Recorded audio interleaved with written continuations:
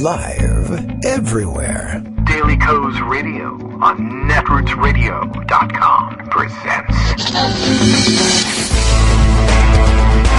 David Walton. Kagro in the Morning Show.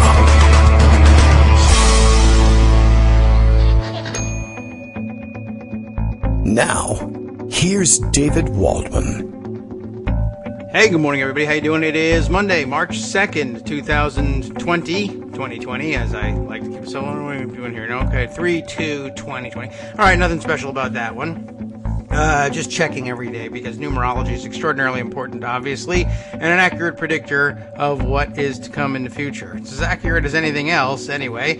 Let's see. This morning's Twitter activity includes the retweeting by me, among many others, of a fake quote from Lindsey Graham, and I'm struggling today because I don't know if I really care anymore whether something turns out to be a fake quote or not, and that's, that ain't good, and it's sort of an admission that they win when you accept the idea of fake news. Who cares anymore? Well, what are you going to do? Sometimes you lose things, and you should acknowledge when you lose things, too. So anyway, the interesting quote I thought was really interesting about it was, here it is, and it comes from a guy, and I do dislike when it starts this way, when somebody is well, I don't know, this actually counts. I'm not too mad at this guy. This guy is a parodist. He's a parrot, is what I'm saying here. Dan Lyons, and if you stop and read his profile, he makes it quite clear that he's in the fake news business. And he's done a considerably better job, I think, than most of the people who say they're in this in this business, and they have less outrageous quotes or miss the point of the outrageousness of the situation more often. So very often you see things like Lindsey Graham announces that he's going to primary Donald Trump, and you say, wow, I couldn't believe that, and fake news. Well, see, but that could have happened. Here, at least, Dan Lyons makes up a quote that really, honestly, couldn't have happened, and the minute I saw the thing and retweeted it, I said, honestly, that probably can't even really be true. And I did notice very quickly there was no link to an article, and that's usually an indication that there's something wrong with what's going on, especially if you think it's a news article. And it's not. But the quote this time was one that I said, there's no legitimate justification for this quote. I actually said that aloud. I don't know how you would justify this quote. And it was Lindsey Graham supposedly saying that Donald Trump, and here was the fake quote, probably knows more about medicine and specifically viruses than any of the so-called scientists at the NIH and CDC. If anyone is going to eradicate this plague, it'll be the president. End quote. And of course, I immediately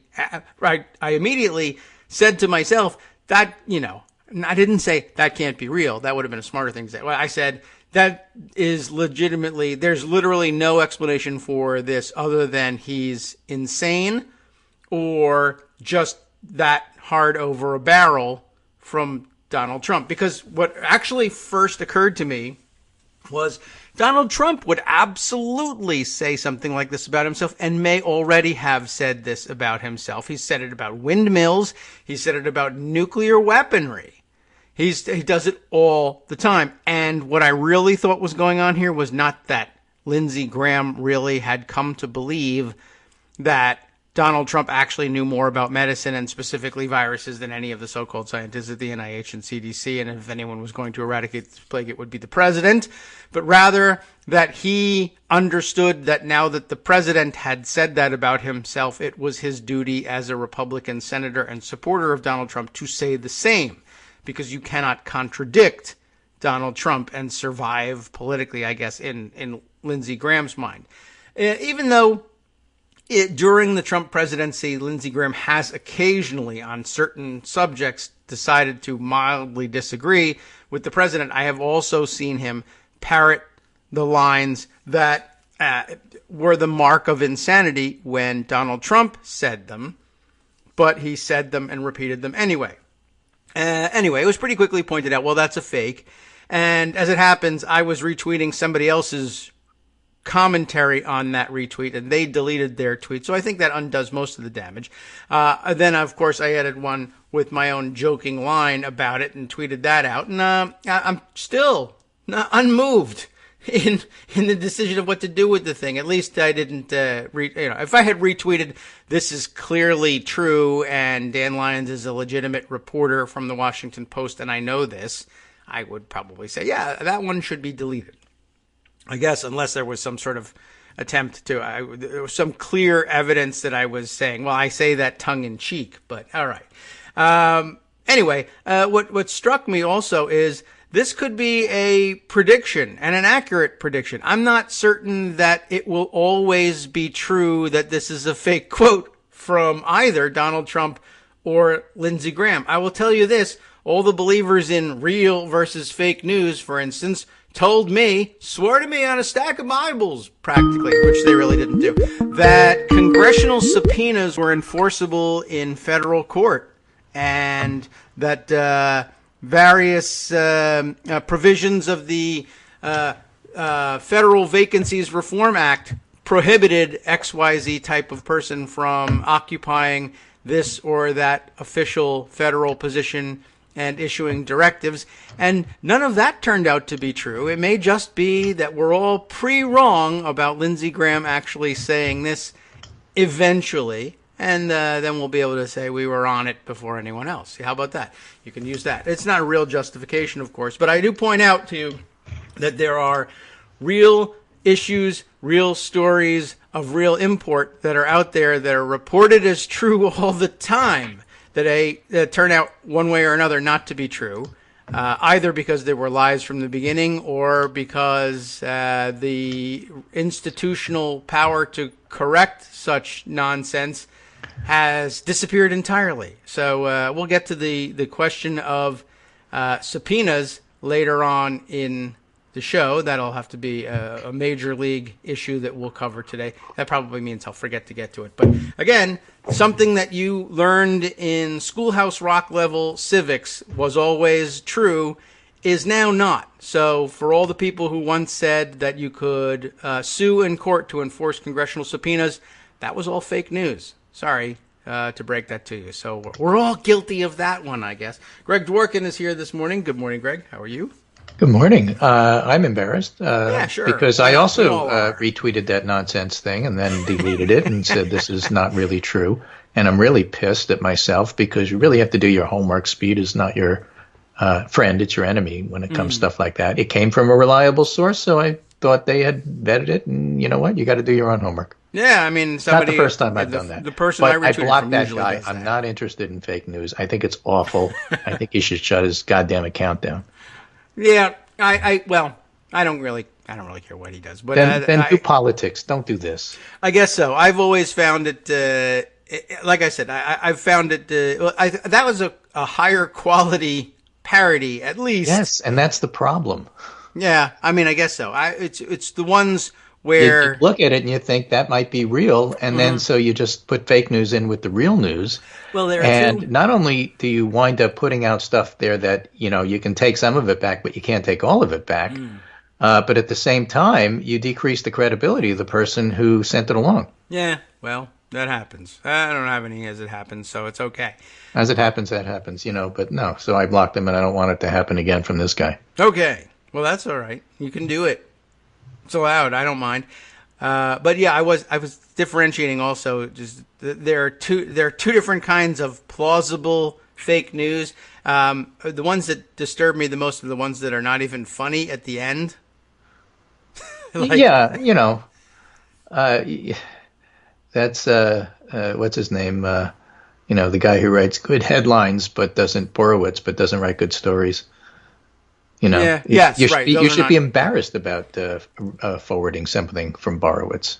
Yes, well, that's usually right true. Because it's not that good. Yeah, that's the real problem with it, if you ask me. I don't know. I've run into things where it's parody, but it's like when the parody is had it been an announcement that Lindsey Graham was going to primary Trump, and then people go, "Ha, fake! I gotcha." And then it's like, well, but see, it wasn't really funny that he might have primaried Trump. I don't understand why you did that one. This one, at least, is like, that's crazy. The moral of the story is look out for fake news, because Yeah. there's going to be a lot of stuff on that. I'm noticing that the professional keep medical people advised are sending 5 biggest lies about coronavirus. You can't cure it by drinking bleach and that kind of thing. So this one didn't kill anybody, but some of the other fake news might. And so, it's good to clamp down on it and be embarrassed about stuff like that. Sure. All right. So moving on, since we're going to start with coronavirus, because the two things we have to talk about today are politics and coronavirus.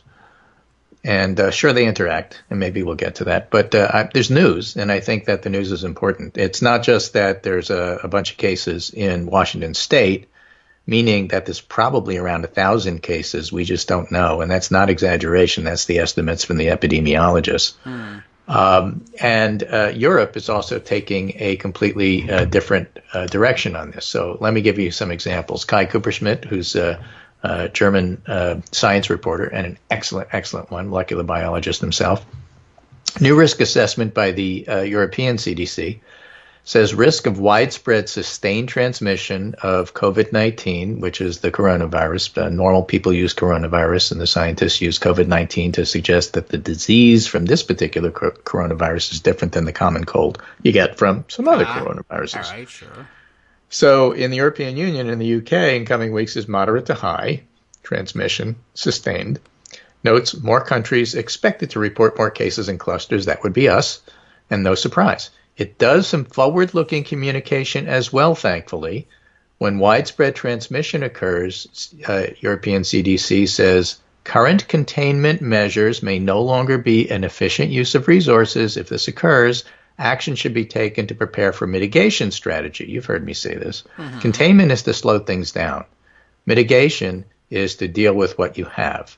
And that's what they're doing now in Washington State. They're doing mitigation just to see how that works. Outlines some possible effects here. It could result in a significant increase of hospital admissions at a time when healthcare systems may already be under pressure from the current influenza season. Further exacerbated if substantial numbers of healthcare workers become infected, which often happens at the beginning before you realize it's in your community. And that's why it's important to be able to test, and that's why the screw-up the CDC had with their testing is resonating with the medical community, and people are really angry about it. Yeah. That means prepare for an influx of patients in your hospitals, and at the same time for healthcare workers getting sick, so make sure healthcare workers are trained well to protect themselves and have policies in place how to deal with it when that protection fails. Bottlenecks may also emerge in terms of diagnostic capacity. That means labs may be overwhelmed and not able to test everybody that's suspected. That's what we saw in Wuhan at the peak of the epidemic. Case definitions may have to be adapted if that happens. And that happens in flu season.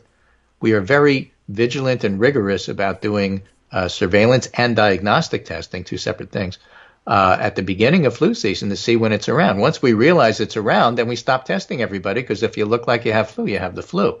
This changes things. We're at the end of the flu season, but flu season is still here. And now it's important to know, is it flu or is it this coronavirus? And so testing that can be done in that fashion is quite helpful. And let me just say, as a parenthetical, that for a hospital, the cost of doing a flu test is like $80, but the cost of doing a flu test and a panel of other things, adenovirus, coronavirus, rhinovirus, which one is it, RSV for a little kid, it's closer to $180 per test. Yeah, not so good. And this one is a new test. We don't even know how much it's going to cost, but people have been starting to get stuck with the bill, especially if you do the test and it's negative. Well, then it's not a public health emergency. You have to pay for it. That's unacceptable. That has to be fixed. That's not unusual at the beginning of something, but if you don't have health insurance, you're not going to want to be tested. You don't want to get saddled with the bill. If you do have health insurance, you're afraid that you might get saddled with the bill. That all has to be addressed as well. So testing in terms of do we have enough kits, are we doing it correctly, and how do we pay for it are all major issues that have to be fixed like today. Yeah. Containment measures, says Kai Kupperschmidt, intended to slow down the spread of the virus. Remember, containment is to slow down, not to stop. Right. Containment measures intended to slow down the spread of the virus in the population are therefore extremely important. And that's why, for example, the nursing home SNF in the lingo, skilled nursing facility, Wow. are Saturday Night Live. locked down. You can't get in, you can't get out. Yeah. Oh. That's containment. You're trying to slow down the spread to the community, but the community already has the virus. That's how it got in there. Yeah. So it's not like you're going to stop it by doing this. So seniors anybody love being suggesting we locked in. do draconian Ebola-style stuff is wrong. Shut up. Yes, that make you real popular, by the way, among the seniors. They love being locked up over things, over anything, or even having to worry that they might be. Yeah. So, yes, it's all right. about slowing down the virus, reducing peak demand on healthcare system, gaining time. How do you do that? That's the debate. So that's what the European CDC says. Yeah, but it can't happen here. We have the best. I've heard that online. Oh. Look, this is Weill Cornell's Matt McCarthy, that is to say Cornell Medical Center in New York City in Manhattan. At one of the busiest hospitals in the country, he writes, I don't have a test at my fingertips.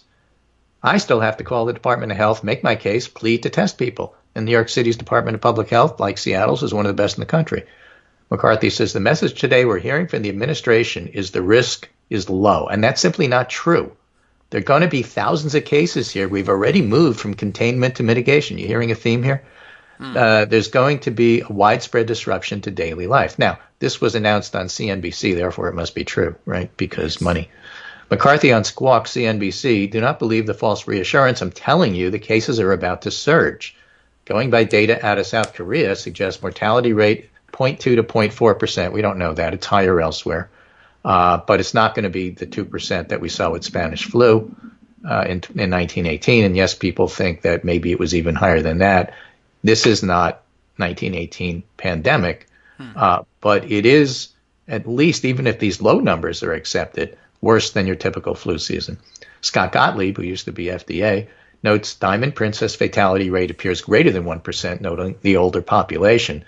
So we don't really know what the mortality rate is, but it's going to be higher than seasonal flu, and that's what you need to know. It's just not exorbitant. McCarthy on Squawk CNBC, we've seen one case in New York. I bet there are hundreds. There's 2 cases in Rhode Island. We're going to see thousands by next week.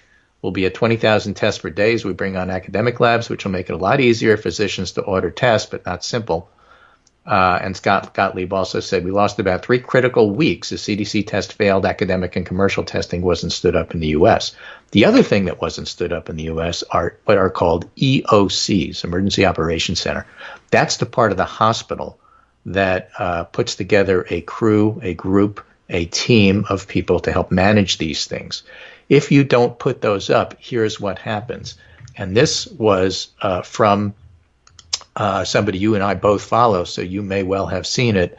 And that was from J.J. McNabb. J.J. McNabb, for those who don't know, follows the 3 percenters and some of the militia people in the country. And she was just writing, again, as an observation, that a friend of hers had this issue. And she writes, his primary care physician's medical group is telling people to go to Holy Cross Hospital, wherever she is, or wherever that person was. And the message from Holy Cross Hospital was, if you've traveled or been in contact with somebody who's traveled to China in the last 14 days and we are experiencing any of the following symptoms, fever, fatigue, chills, cough, shortness of breath, please do not come to our offices and proceed to Holy Cross Hospital Emergency Room, Silver Spring location, Maryland, to be evaluated for coronavirus. We are not equipped to test or treat this virus. Now, notice, you have to have traveled to China to get this message. We now know that's not true, but that's what this says. And J.J. McNabb notes, but Holy Cross Hospital is instructing sick people to talk to their primary care physicians. What to do if you think you may have been exposed to the coronavirus, says the hospital. If you have any of these previously described symptoms and you think you may have been exposed, stay home and call your primary care doctor. Yes. Right? So it's the Spider-Man meme, where everybody's pointing at everybody else. That's normal. That happened in 2009 when we did this. It takes a team at the Emergency Operations Center, including the communication specialists at the hospital and in the medical system, healthcare system, to get together and say, okay, we're going to have consistent messaging. We're going to tell people that if you're worried well and you're not that sick, stay home, only get seen if you have to, and then call ahead and talk to the ER first. Something along those lines. All right.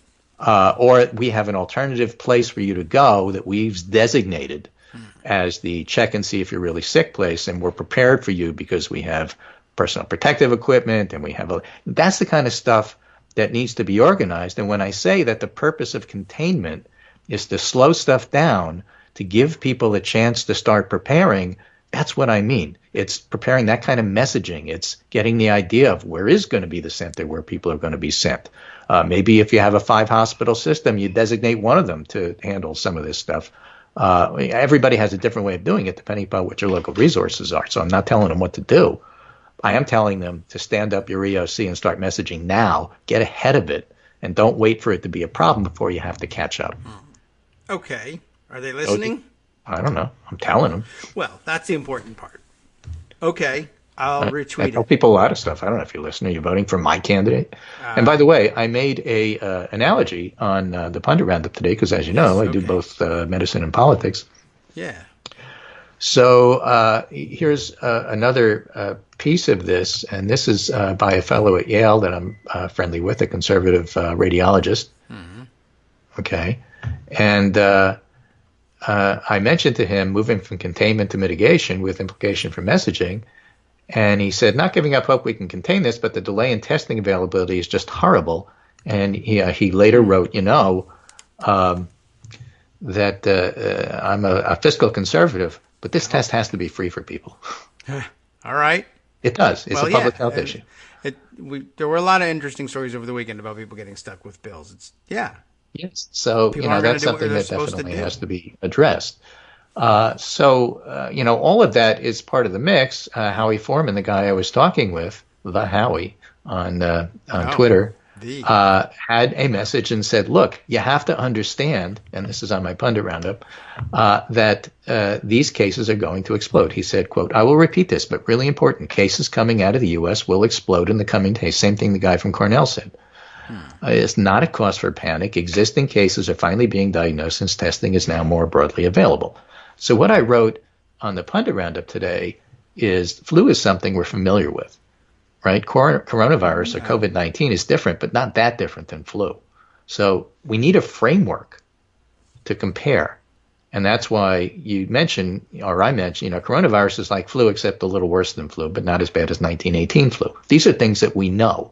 It's very difficult to have something completely novel. You don't even know anything about it. That's scary. But when you sort of accepted the risk, I know about flu. I don't get my flu shot, but I've decided not to do that. I've internalized the risk. Maybe I've gotten it wrong, but I feel like I've gotten it right. And so it doesn't bother me. This, I don't know anything about this. Well, it's sort of like something you already know. So that should be a little comforting. And the same measures that you take to prepare during flu season, including washing your hands a whole lot, because it's real, it actually works. Are things that you should do now, so on and so forth. Okay. So scientists look at it one way. The public looks at it a different way. Yes. And then public officials look at it both ways. And so here's the problem. Public officials, if you're not a public health person, if you're a politician, what do you do for a living? You make promises you really can't keep. Yeah. And you know that they're not true. But they're sort of true. They're truthy enough. They sound good, like that article that you were talking, the tweet that we were talking about at the very beginning of the segment. It's correct enough. What's the big deal? Yeah. But no, it's not easy to get the narrative right. And if you don't get it right, then you basically blow your credibility, and then you can't get it back. And that's the problem with having somebody like a Mike Pence in charge of messaging. His instinct is to downplay it because he doesn't want people to panic. That's the way politicians think. People don't panic any more than people were panicking when they sort of got out of the way during 9/11 down at the Lower Manhattan. You've heard me use this analogy before. Don't tell me they're panicking when they're moving as fast as possible to get away from a collapsing building. That's not panic. That is actually a really good decition. True. Well, don't panic. Don't panic. Mixed Shut with up panic, and get out of here. Yeah. Okay. If panic moves you in the right direction, to panic.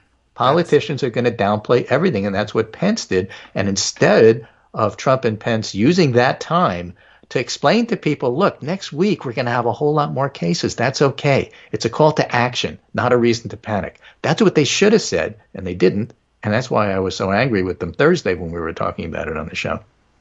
All right. Well, panic makes you angry.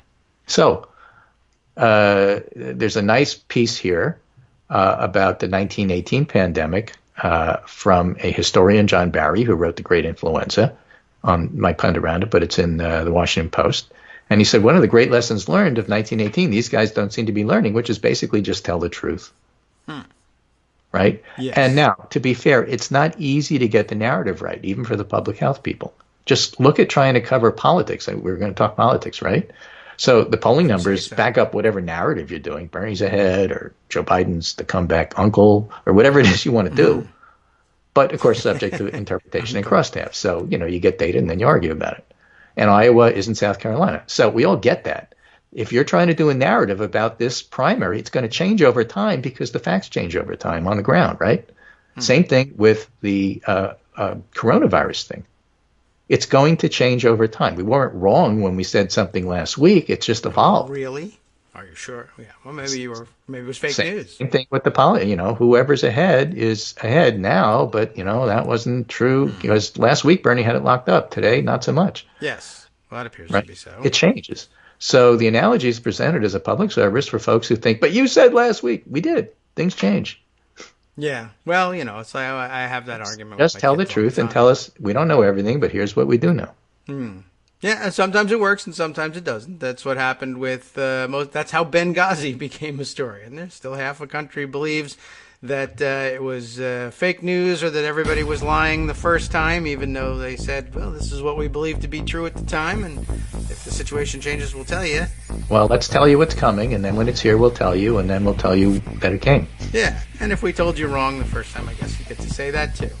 All right, well, we'll be back in 2 minutes. What's coming now is a 2-minute break. It might happen that it goes too long or come out of it early. We don't know for sure. But for the moment, we believe that this is true news. You can go ahead and retweet it, and we'll be back in 2 minutes.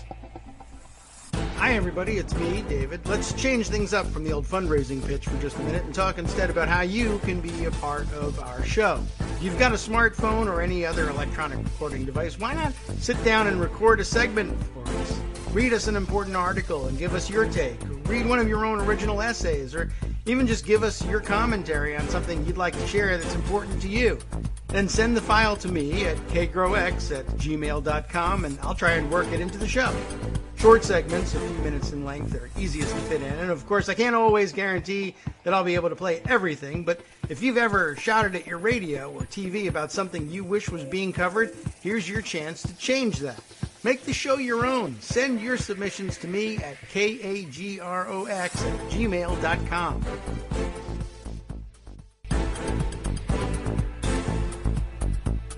Welcome back now to the Kagro in the Morning Show here on Netroots Radio.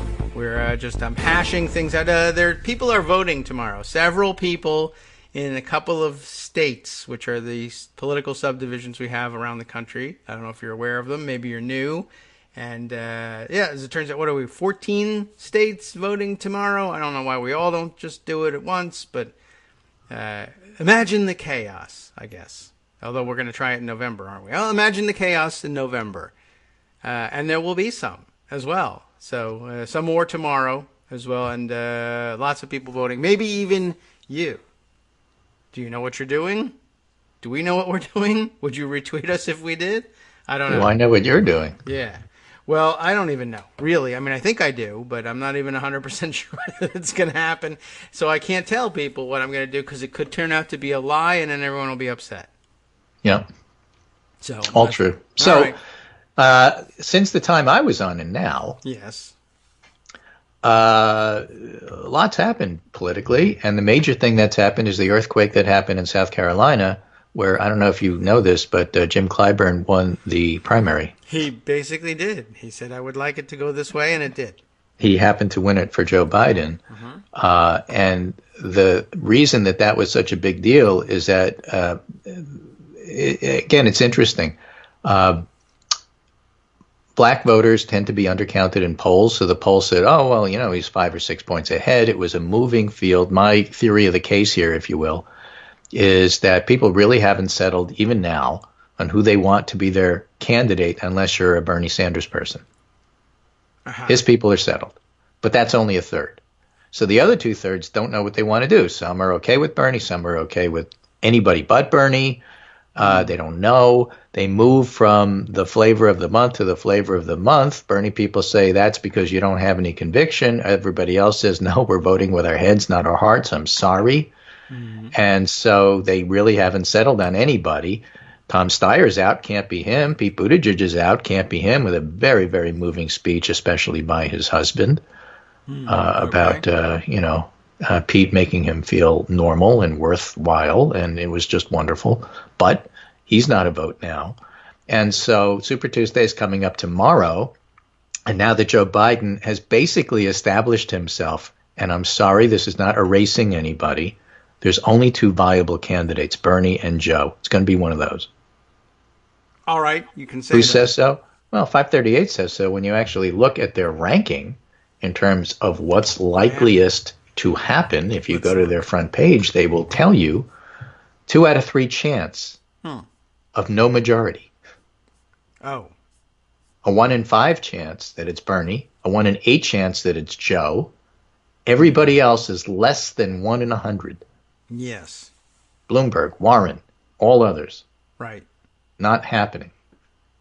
Now, can you have lightning in a bottle unless, yes. Am I telling you not to vote for them? No, actually, there's some pretty good strategic reasons for voting for them.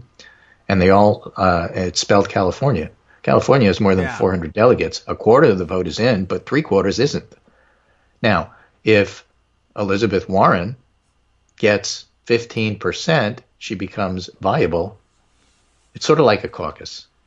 If the caucuses have done everything, it's geared us to the idea of thinking in terms of 15%. That is true. We congratulate Right? the caucus. You got to get your 15% or you're not viable. So if Elizabeth Warren stays viable, she probably takes votes away from Bernie. So if you're a Biden fan, you like that. And you don't want her to get out of the race until after Super Tuesday. Yeah, well, you're running out of time to do that, but it is happening. But I'm saying that's People tomorrow. do it. But I'm saying that's the thinking. Yes. If you're Mike Bloomberg, you have to figure you have no path. What the heck are you doing? I don't know. And if you're Biden, you're thinking, what the heck are you doing? I don't know. Get out. On the other hand, and you can't know this, anybody who is not Biden or Sanders, who stays in the race, I'm one of them. I'm not and either of those has two a guys. candidate Yeah. whose votes might go to Bernie, Biden wants you to stay in. Okay, Because he's going to maybe. do as well as he can. But if you're not going to vote for him, he'd rather you vote for Bloomberg or Warren than you vote for Bernie. That's what Biden wants. Okay. Bernie wants everybody to vote for him. Well, okay, that's straightforward. I understand that. It's as straightforward as it comes. We're not talking about Bernie's strategy because there really isn't one. Just like win. But with Biden, it's normal. vote for me. But if you can't vote for me, vote for Warren. And keep Warren in there and let her get delegates, because every delegate that goes to Warren isn't going to Bernie. And I'm not worried Warren's going to replace me. So do it. Okay. Me, personally, Well, I'm just saying as a generic. it may happen. So, okay, I'll have to, I don't know if that's the reason why. But at the end of this, either Bernie's going to clean up in California and he's the nominee and that's the end of it. Okay. Or he's going to win California but only have a 150 delegate lead instead of 250 delegate lead. And that means Biden has a chance of catching him in states that come after Super Tuesday. Yes, there are some. And that would mean Biden probably doesn't have a chance to win outright, although he might.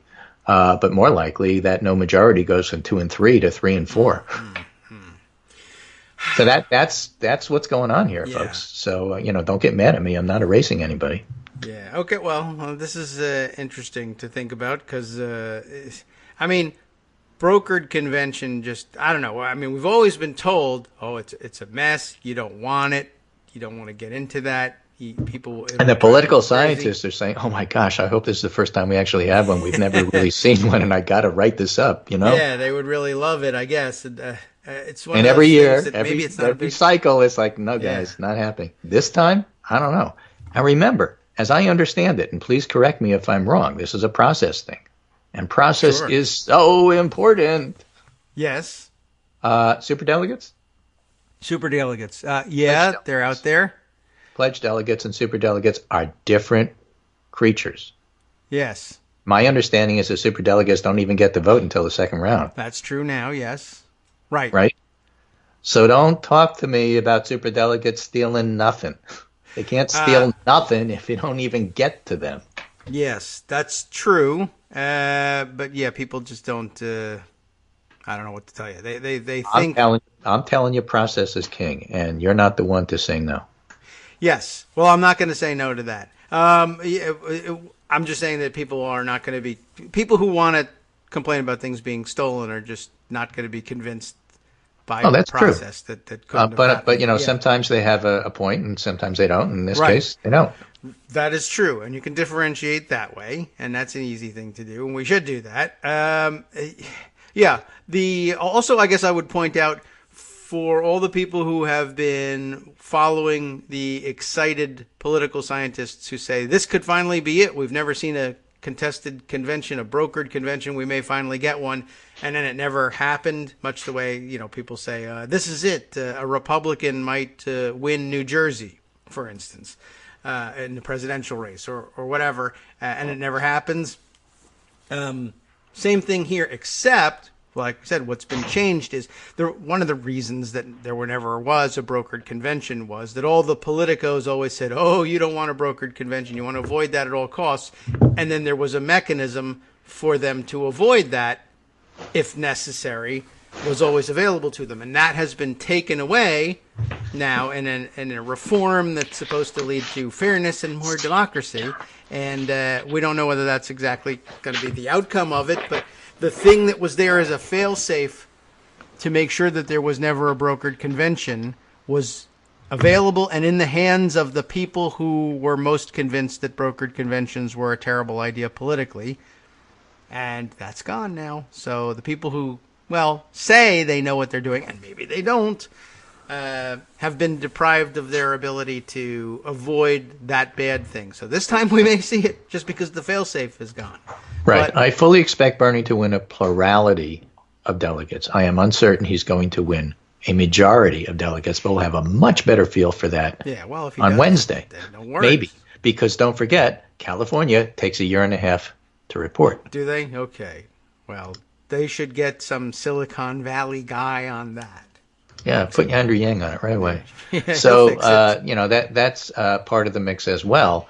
So even if you did really well in California, your narrative about that is slow to come in, just like it was in Iowa, and we saw what happened there. Mm-hmm. Yes, that's true. Well, California at least is easier to understand, being as large as it is. Yeah, again, talk about coronavirus versus flu. The risk and acceptance of not knowing who won on election night is normal for California and terrible for Iowa. Interesting. Yes, that's good comparison. Yeah. Right, but they're the same thing. You don't know for a while. Why is one upsetting and the other not upsetting? Because one we're used to and one we're not. That's why I'm trying to make this analogy so that people feel better about coronavirus. That makes good sense to me because that's what I felt after Iowa. What do you mean? They always have to take some time to count things. California, we don't know yet. Well, that's not surprising. They never know what's going on in California. They have so many people. It takes so long to count. Right. So you can reassure yourself by remind yourself that tens of thousands of people die waiting for California results every year. Something like that, I think. Just mixing the two together. That might need a little refinement. All right. Well, might have to work on that message just a little bit.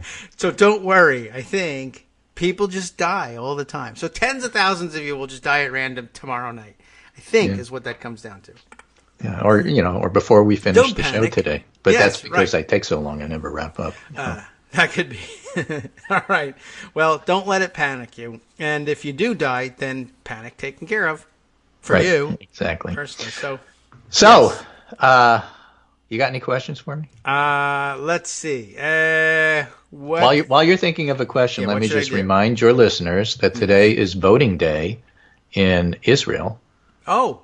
They're having their third election. As somebody, one of my friends wrote me, beating Netanyahu is like beating the third phase of a video game boss.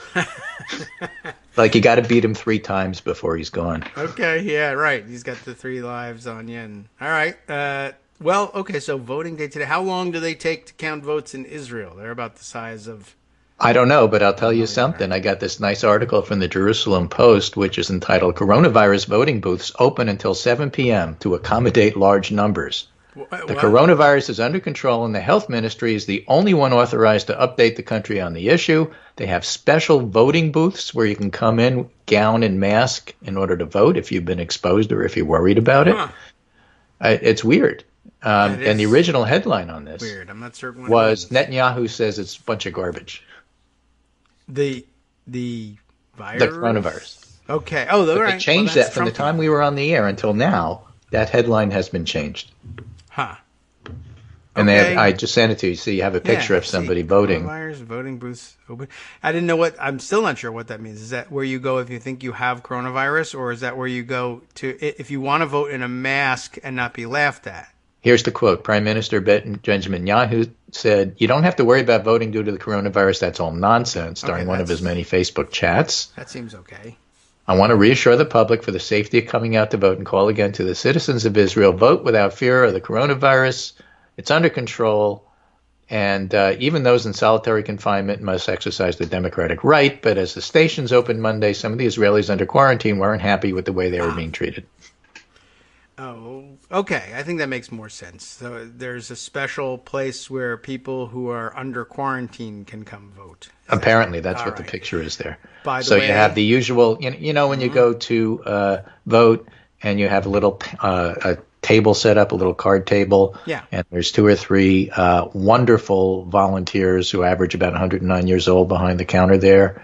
Yeah. They have the same thing here, only they're behind glass. Yes, they are, and or something plastic. There's some barrier between you and them. Yeah. And you coming in to vote under quarantine have a mask on, and you put it in a special. You put your ballot in a special box, and then I guess you have to leave walking backwards. So something. Right. The people behind the glass are uniformed as well, so that'll scare you. Yeah, they're wearing white coats, and they're ready to jump out and run away. I guess if you fall over, I don't know exactly what this is, but it's very weird. Yeah, it's interesting. It appears to be outdoors and in a tent. Yeah. Anyway, so they probably set that up real quick so that they could do that all over the country. The point is, there's an election today, so by tonight we should know something. Okay. Unless it's like California, in which case we won't know for a week, which is what happened last time. All right. Well, that is interesting. All right. So we'll watch. Maybe I don't know. Do we get? Who knows? Israeli elections. Might mean something might not. I'm just going to finish by quoting Tom Malinowski, a very smart Democratic representative, who said, "What I'd like to hear from the president on the coronavirus, this is a real problem. We'll follow the guidance of the scientists, and I will move heaven and earth to get them the resources they need, and that's all." Okay. We heard from Pence. Pence was on the morning shows on Sunday. Not Fauci. Bad move, but their move. Yes. Well, he won't deliver the message that they want. And Chuck Todd was good. He said to Pence, so aren't you gaslighting on this stuff?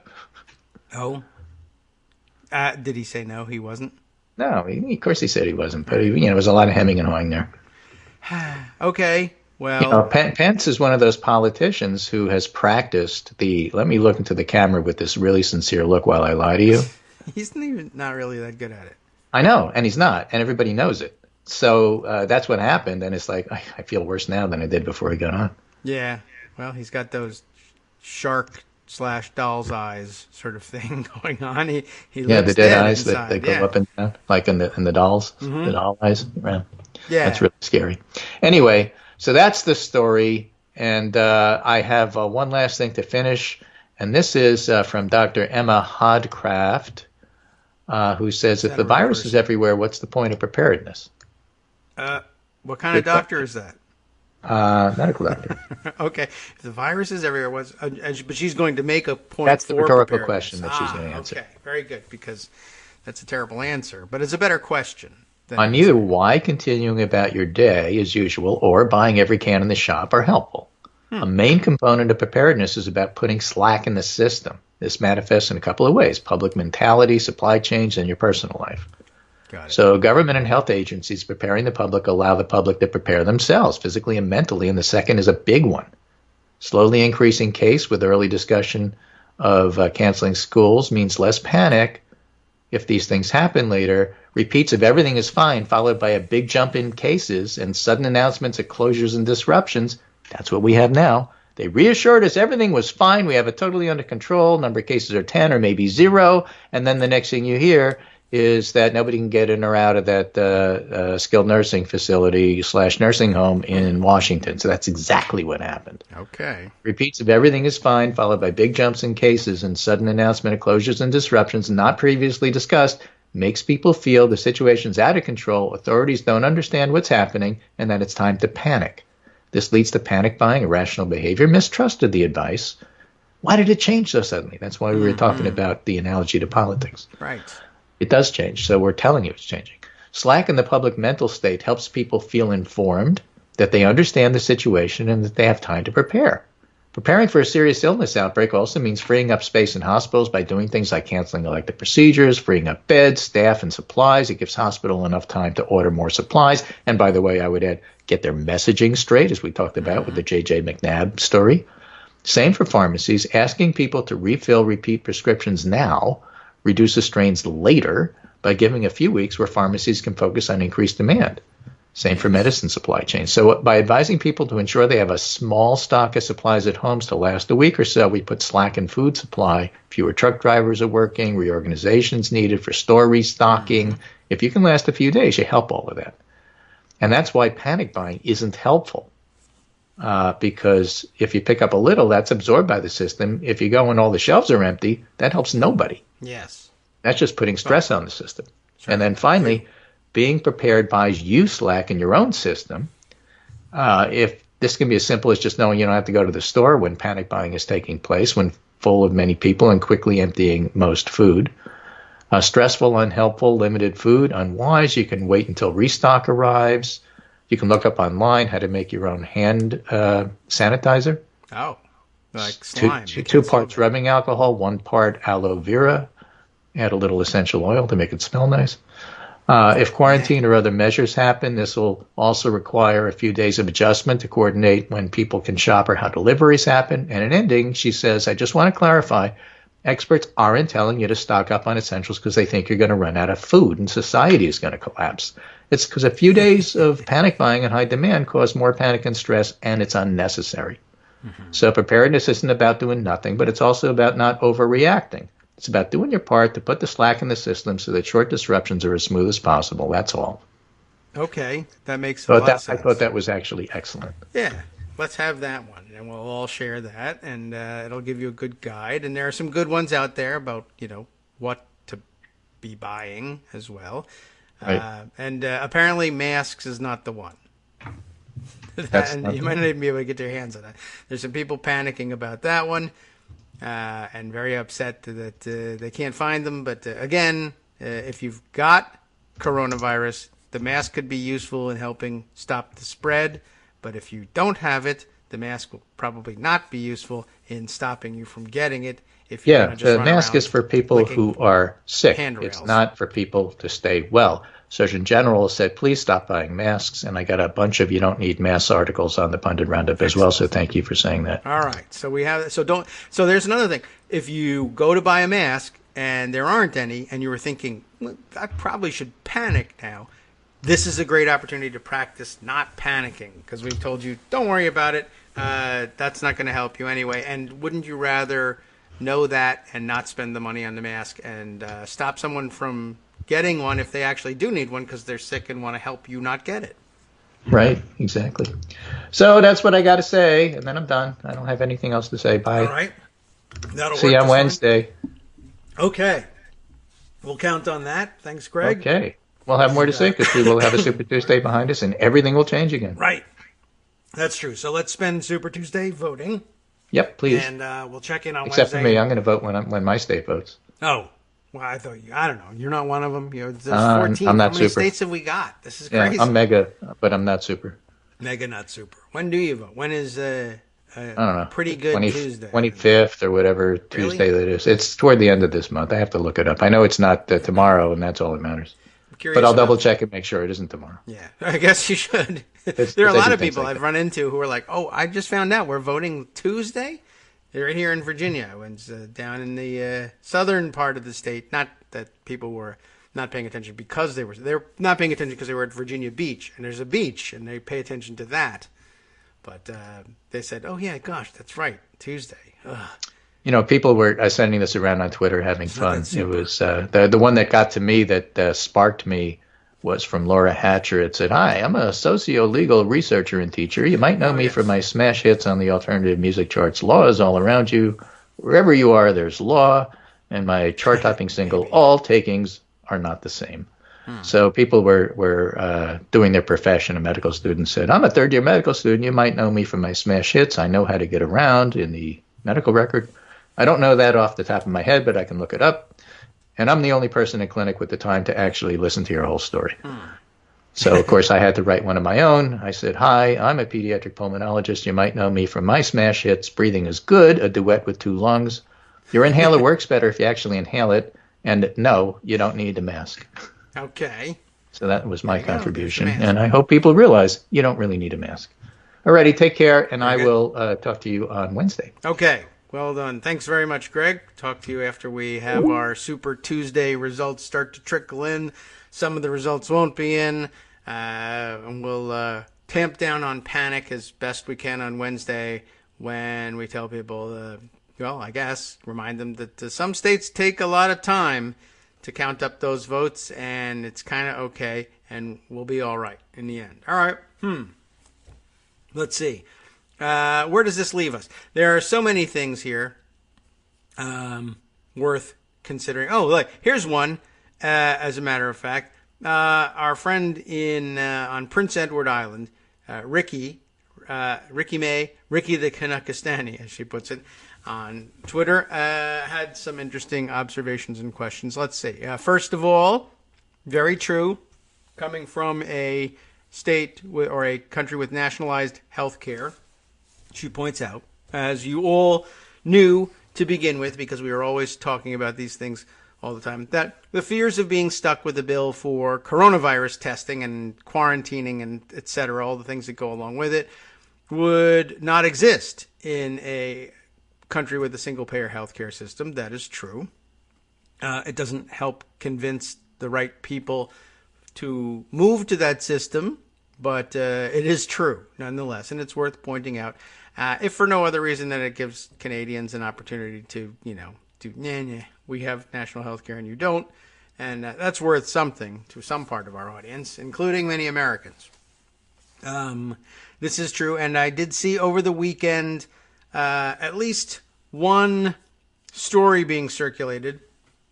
Actually, I think, did we get to it on Friday? There was the Fox News segment with a guy who had been evacuated, as it turns out, from Wuhan in China. I wasn't sure whether he was a Diamond Princess cruise goer or a Wuhan evacuee. Not entirely sure, but anyway, as it turns out, he was. I think we mentioned it on Friday. Like I said, he's sitting there being interviewed on Fox News, and he's got his daughter on his knee, and she's got a water bottle that she's drinking from. And he's going on about how he was quarantined, and he stayed in quarantine for 2 weeks, and he didn't have any symptoms, and he's been released, and everything's fine, but he's coughing all the way through the interview. Not violently or anything, and it's really just more an issue of, I don't know, you get something. Maybe he has coronavirus after all. We just don't know it. But it wasn't very reassuring to see him coughing and not be able to shake it for long enough to get through the end of the interview. But sometimes you just get that something caught in your throat and you just need a quick sip of water and everything will be fine. But he couldn't get that sip of water because his daughter had the water bottle. So he grabs it out of her hand, drinks, and hands it back to her, which, by way of, health practices, when you're trying to tamp down on the spread of a virus, is not a really particularly good example. So, but anyway, everyone had a good laugh over that one. But as it turns out, that guy also claims, and everything is just a claim these days. You can never trust anything anymore, ever. But he says that he was quarantined, that they ran some tests on him, although questionable now these days about whether the tests that they used to detect coronavirus were effective or not, whether they even used the right test or whether they really did test them. But he's getting stuck with the bills. The cost of his testing, but not just his testing, the cost of his isolation, his quarantining for 2 weeks was handed over to him as well. And it's the sort of thing that he thought, well, because it was mandatory and I had no choice, I thought that must mean that the costs are taken care of. But guess what? Not necessarily the case. They hand you the bill regardless. And these days, with some healthcare facilities and some healthcare coverages, healthcare coverage providers will just bill you anyway, just because maybe you'll actually pay, and that'll be great for them. Like, fantastic, because you'll pay a lot. You might pay. If you pay, you'll pay a lot faster than the government ever pays them. Or it may be very well the case that they're just not actually covering that cost. So this guy, poor guy, had a GoFundMe account going to try and cover the bills, both for him and for his wife was still in Wuhan. I guess she is originally Chinese, and her parents were living in the Wuhan region and have since unfortunately died from exposure to coronavirus. But it's entirely unclear at this point who's paying for what. And as that story circulates, you'll find that less and less people are willing to do the things that are necessary to take care of themselves and to help you not get exposed to the coronavirus as well. So it's just really rather incredible that that hasn't been taken care of. And it's I guess who do you think would be less than likely as, let's say, President of the United States to make provisions for regular people who don't have billions of dollars stacked up to have their bills taken care of, other than Trump? Welcome back now to the Kagro in the Morning Show. You're on Roots Radio. Let's see. That leads me, before I'm even done with Ricky's comments, that leads me to something Greg has sent here. As it turns out, the Supreme Court has agreed once again to hear another lawsuit regarding the Affordable Care Act. Let me just jump over to this tweet that he sent along, the tweet of Larry Levitt. I think, let's see, what do we have here? The affordable, so this is the end of a short thread on this, so we can read through it here. The Supreme Court has agreed to hear the lawsuit supported by the Trump administration to overturn the entirety of the Affordable Care Act. A decision won't come until after the election, of course, and they timed it that way so that he would be protected from accusations that he was trying to take away millions of people's health care during the election, even though he is, but they won't have won the suit yet, or for that matter, lost the suit yet, and we won't know for sure what's going on, but he'll be able to make it all the way up to and past Election Day, claiming that, no, I'm not trying to take away the Affordable Care Act, and I'll totally protect, although he might actually claim that, but he'll say at the same time, whatever happens, you're protected with the preconditions, or whatever, however you say that word, as he's been doing all along. We're always protecting people with pre-existing conditions. You're not, but whatever. He'll just claim that he is, and really, so who cares whether you're actually tweeting fake stories about Lindsey Graham? Why not? What the hell? Go for it. He's tweeting fake stories about your health care, and it's just life and death in the balance for millions of people, so whatever. Say what you want. Anyway, Larry Levitt had said, yes, so the Supreme Court has agreed to hear this lawsuit supported by the Trump administration to overturn the entire Affordable Care Act. A decision won't come until after the election, but who wins the election could oversee what, if anything, replaces the Affordable Care Act. That's true. He then goes on to say, if the Supreme Court overturns the Affordable Care Act, nearly everyone would be affected in some small way and some in very big ways, as a matter of fact. And he's got a little, there's an article from the, what is this again? I don't even remember now. I'm blanking out on, KFF.org, which is, we've been there 100 million times. with Greg here, but all right, well, whatever. One of the healthcare organizations that for some reason is escaping my recollection for exactly who I'm reading, but let me take a look.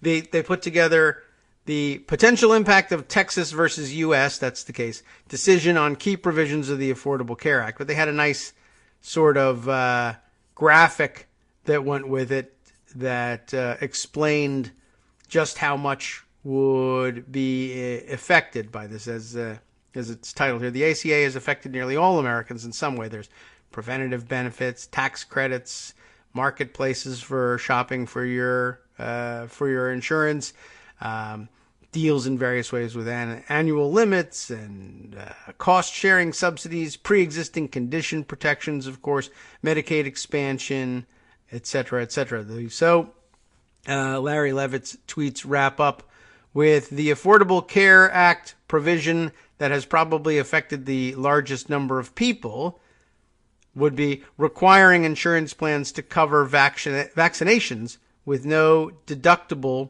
or copays. Now, of course, there's no vaccination at the moment for the coronavirus, but even imagining that there were one, and Trump continues to say at every public, with every public utterance that for some reason he keeps saying we're very close to a vaccination or very close to a cure being developed by some magical scientists somewhere. But a good point. So when a vaccination is available under the Affordable Care Act, you're in good shape, right? People will go and at least do that thing, which could theoretically help slow the spread of illnesses like, well, not in the case of coronavirus, but other illnesses. In the future, well, yes, Greg points out it's 12. I've heard people saying that 12 to 18 months is a good guess as to when they might come up with some sort of vaccination that they're ready to give on a mass scale, although whether it will be ready for people to receive, enough made for people, that I don't know. Maybe that's the difference between 12 and 18 months. But I don't know if Trump is qualifying it by saying 12 to 18 months. He just says soon, 2 weeks. We'll see what happens. Anyway, testing, of course, that's another problem. And I don't know that there's any provision in the Affordable Care Act that covers that there ought to be at least automatic coverage for everybody who has coverage, but no deductible coverage for testing. But I don't think that they could have committed them to that in the Affordable Care Act in the first place anyway, without any idea how much a test would either cost to develop or cost to administer. But there you have it. Anyway, just a lousy time to remind everyone that the Trump administration is working overtime to undermine and take away health care from millions who have it in one way, shape, or form or another. If that's a phrase we can use. Yes, here we go. So clicking through, by the way, to KFF finally reminds me, Kaiser Family Foundation. That's who we were talking about, where the article that Larry Levitt had shared was coming from. All right, let's see.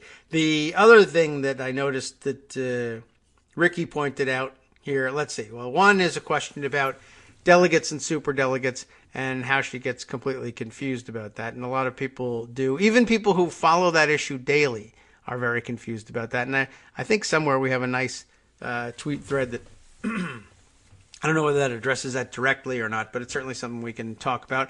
And then thirdly, Ricky had said in observation of the coronavirus voting booths in Israel. Oh, by the way, here's a nice story that just came through from The Hill with a great photo. I don't know what's really happening in this photo, but there's the implication that it's something almost funny if it weren't dangerous. Coronavirus patient in San Antonio mistakenly released. Is that really the case here? All right, well, this is from The Hill, although it takes me to a very weirdly formatted. Did the Hill change its formats over the weekend? It brings me to something weird. Is this the Hill's healthcare vertical or something? It brings me to a screen that the URL still reads thehill.com/changing-america/well-being/prevention-cures, and then this story. So it looks like they have a Changing America vertical, which we don't really know what that's supposed to mean. But they have several subsections of this Changing America vertical. Respect, which is about accessibility, equality, diversity, inclusion, poverty, etc. Sustainability, covering climate change, energy, environment, etc. Resilience, natural disasters, refugees, and smart cities. This is very interesting too. And of course, prevention and cures in there as well. That's under well-being. Well-being has prevention and cures, medical advances, mental health, longevity, enrichment, education, arts, and culture, not wealth enrichment. An opinion section, and then a who we are, which is that would be a helpful explanation. But it's something of a distraction from the story, which was coronavirus patient in San Antonio mistakenly released. And the photo that they're showing is of an ambulance type vehicle and a worker in gown, mask, and gloves. And if you look at it on the tiny screen in Twitter, it looks like it's a hospital worker, like almost running after an ambulance that's leaving a facility. Like, we just released that guy and he's got coronavirus. Go get him back. But there's no driver in the ambulance. They're not leaving. They're not going anywhere. And it's got Washington license plates. It's not San Antonio. It's just a file photo. But it looks pretty ridiculous on screen. So, you know what? I can retweet that one. I'll mark it, because if I retweet it, people will panic, right? We don't want that. So I'll mark it for inclusion in the roundup, and it's not all that funny once you zoom in on the picture and you can see what's actually going on here. All right. Let's see. I guess, yeah, there it is. Okay, well, there's the Newsweek version. Karen SF has just sent this one on to us. Karen D in SF, I believe. Anyway, sending this Newsweek version on so we can find out what actually happened here. CDC mistakenly released Texas coronavirus patient who later tested positive, according to the mayor of San Antonio, who probably didn't administer the test himself, and is just working on secondhand information. So how helpful could it really be? All right, let's see. That's interesting news as well. Breaking news, Supreme Court rejects appeal by gun rights advocates and leaves intact the new federal ban on bump stocks, the attachments that can make semi-automatic rifles fire like a machine gun. That's big news. Of course, it should probably be pointed out that all semi-automatic guns, rifles, handguns, any of them, can fire like a machine gun without bump stocks. And maybe that's why the ban stays in place. I don't know. I don't think that actually entered into their reasoning, but it's worth pointing out. I will set that one aside as well. And let's see. Yet more to get into. All right, and I guess, what are we looking at here? I got another thing sent on by Greg here. I guess about the superdelegates question, perhaps relevant to that. But let's first, I can give you the quick and dirty just to clear things up, I think, for you about delegates and superdelegates for Ricky and anybody else who is either hasn't heard the explanation or has never had it click for them or was too embarrassed to ask. Is that basically the question? What is the difference between delegates and superdelegates? The answer is they're all delegates to the National Convention. Normal delegates, that is to say the non-super kind of delegates, are pledged delegates who are elected through various processes. Every state has its own weird process of selecting delegates to, in this case, the Democratic National Convention. You've seen the one you see on TV that ends in the very non-exciting but very, lots of pomp and circumstance, where there's the roll call of the states and the people come to the microphone and they say, "Madam Chairwoman, the great state of," whatever state that isn't even really all that great, just choose one. What's a state where, I guess the lower population states, there are fewer people who will be insulted when I say that this state isn't so great. I guess our lowest population would be what? Like Wyoming maybe, or Alaska? Or let's say the great state of Wyoming, which is not that great, but it's pretty good, and the Democrats who live there are nice people. The great state of Wyoming proudly casts its 4... delegate votes, whatever, for Joe, I don't want to make any conclusion. Joe Smith for the next president of the United States, that whole thing, right?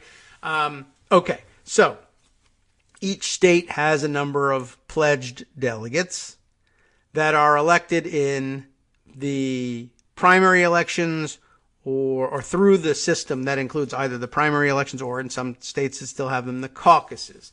And what ends up happening behind the scenes, the dirty, stuff that goes on, the nuts and bolts of it are, you have your primary election. The things we see on TV are things like Joe Biden got 29% and Bernie Sanders got 31% and Elizabeth Warren got 11%.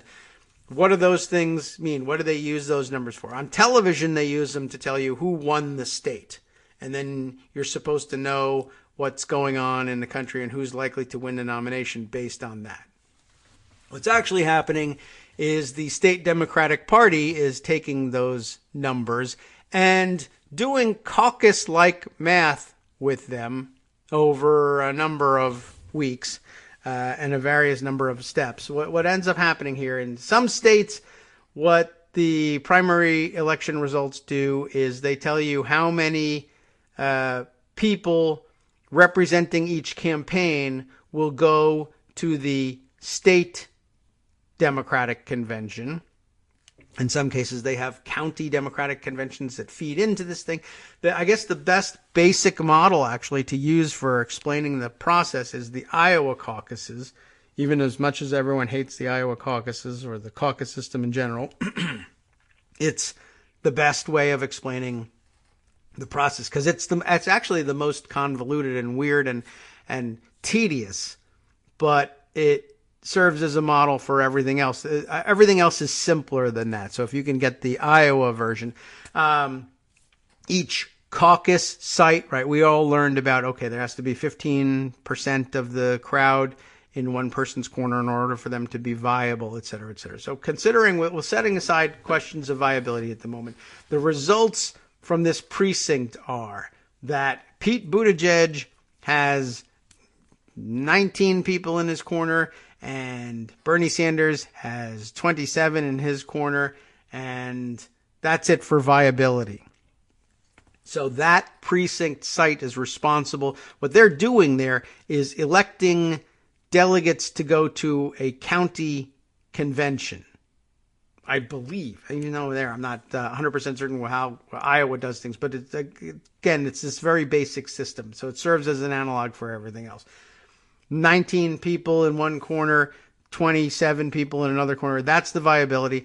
Each precinct where they're holding a caucus has a pre-designated number of delegates that they're allowed to send on to county conventions / caucuses.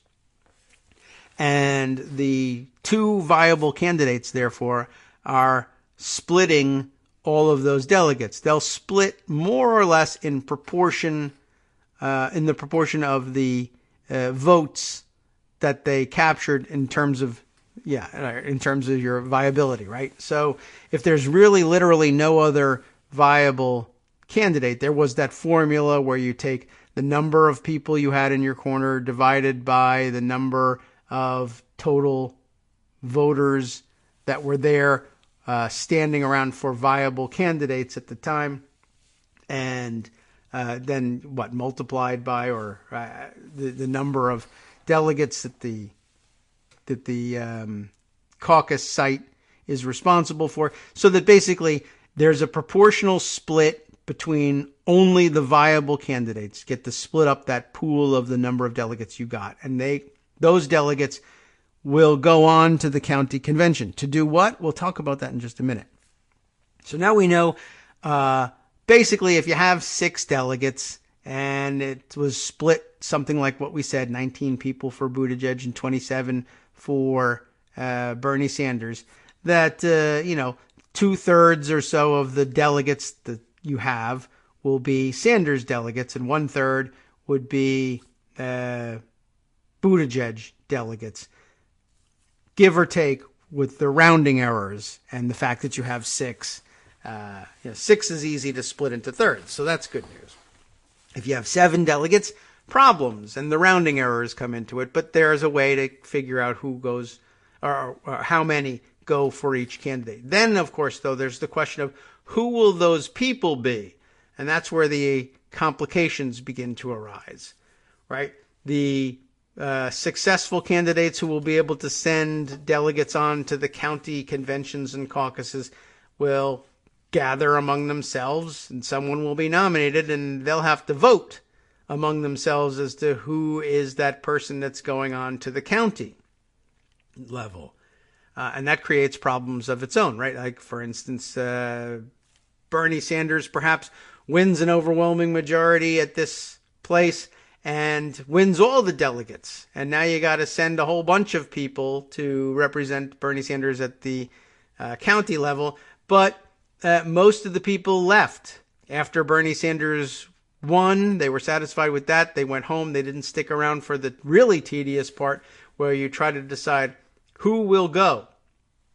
And it's not, I'm not even certain anymore whether Iowa decides that at that moment on that day, or whether it's another meeting that you have to miss a lot of work for to figure it out. But anyway, what ends up happening, of course, is the most committed activists tend to be the ones on hand and can be the ones drafted or even eager to go on to the county conventions. But this happens over and over again. So each precinct decides on viability, and then they decide how many, they figure out with the math how many delegates for who. Then they have to go through the tedious process of deciding who will be the person that goes on, and that can make a difference, because if you're committed Bernie Sanders person, Bernie or bust, that's a different kind of behavior that will be on hand at the county convention than somebody who says, well, I'm not afraid of Bernie Sanders as a candidate, but I'm not going to stay home if he's not the candidate. Or if you have to send all 7 as Bernie Sanders candidates to the county convention, or delegates to the county convention, and most of the diehards went home, you might end up sending somebody who says, well, I wasn't even, I actually came here and I caucused for Elizabeth Warren, but she wasn't viable, so I came over to the Bernie Sanders group, but everybody's gone now, so I guess I'll go. And, that's a different kind of behavior to show up at the county convention too. So anyway, eventually the county convention will happen, and they will essentially say, all right, well, this county is responsible for sending 22 delegates to the state Democratic convention / caucus, and we now need to get together and figure out, based on all of the delegates who got here and how many votes they got statewide and how many precincts they were viable in, et cetera, et cetera. We got to break this down, figure out how many from this county are going to go representing Buttigieg, how many from this county are going representing Sanders, and there were some precincts in this county where Warren was viable. So a smaller number of delegates going to the state convention from this county will be Warren people, and then the tedious process of who will be those people, and people campaign for it, and they go around and they talk to all the delegates and say, you know me,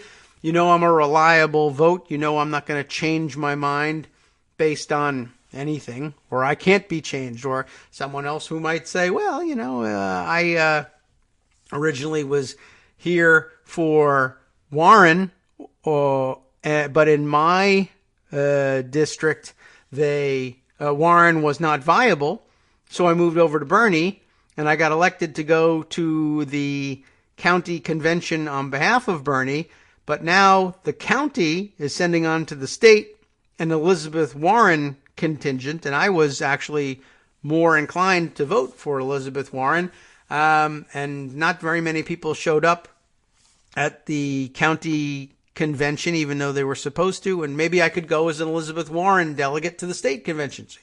I think you can get to the county conventions as one person and then move on to the state convention if you can convince enough people to vote for you as a delegate for someone else, just so long as someone else, of course, takes your place so that Bernie Sanders doesn't lose out on any numbers of delegates and, in fact, probably gains a more faithful delegate if that other person gets to move over to Elizabeth Warren. Or, you could absolutely stick with it all the way through and just, people may not trust you, whatever reason. Maybe the Elizabeth Warren people don't trust you if you actually showed up first as a Bernie delegate to the county convention and they'd rather have someone else. Anyway, this happens over and over again until they get to their state convention. And then again, now the state says, all right, the Democratic National Convention, the one on television, the one that really counts, our state sends 45 delegates, I don't know what the number actually is, to this national convention on behalf of our state. Who, among all of these people who are at the state convention, thousands, are going to be the 45 who go to, where the hell are we going this time? Minneapolis, to stand behind the state chairperson when they say, Madam Chairwoman, the great state of whatever state we're in this case, Iowa, proudly casts its 45 votes for X, Y, Z. And they split them up, etc. So who will be those 45 people? They go ahead and fight that out and have elections for that. So that ends in the process of the 45 pledged delegates, the people who are elected eventually to go at the state convention on behalf of the various candidates who contested that state's primary election or caucus, are pledged delegates, meaning they are supposed to be bound on the first ballot to vote for the person on whose behalf they were dispatched by their fellow convention goers at the state level. All right, does that make a certain amount of sense? In reality, because everything is a yes/no answer here, it's not entirely clear what happens if a person who is a pledged delegate who's sent to Minneapolis to vote for Joe Biden just says, to hell with it, I'm voting for Bernie Sanders anyway. It's not entirely clear. I'm sure there are various rules as among the states of how do we deal with something like this, but it's pretty rare because, what's the point, typically speaking.